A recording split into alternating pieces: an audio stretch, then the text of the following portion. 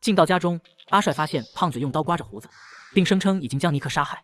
愤怒的阿帅扑上去要结果胖子，但胖子似乎并不反抗。看着如此庞大的尸体，阿帅犯了愁，这究竟应该怎么处理才好呢？在经过了一番思想斗争后，阿帅决定将尸体沉入水中。然而就在阿帅刚刚处理完尸体后，他却惊讶地发现，不仅尸体不见了，而且胖子又重新复活，并且出现在了自己的身后。伴随着一阵强光闪过，阿帅想起了所有事情的前因后果。原来早在1年前，阿帅开车，车机上显示的正是1点30分，他低头取点烟气，无意撞死了一个小男孩。看着男孩母亲悲伤地跑向孩子的尸体，阿帅慌了，他选择了逃逸。被撞死的男孩就是尼克，而尼克的妈妈就是黑发妹。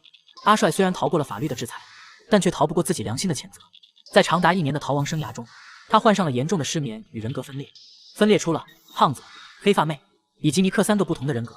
胖子就是阿帅的心魔，肇事逃逸的压力下，他应运而生。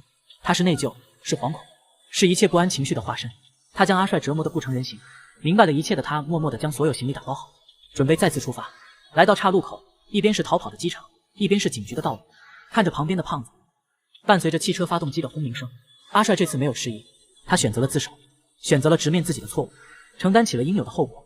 象征救赎的白色牢房里，失眠1年的阿帅终于沉沉地睡去。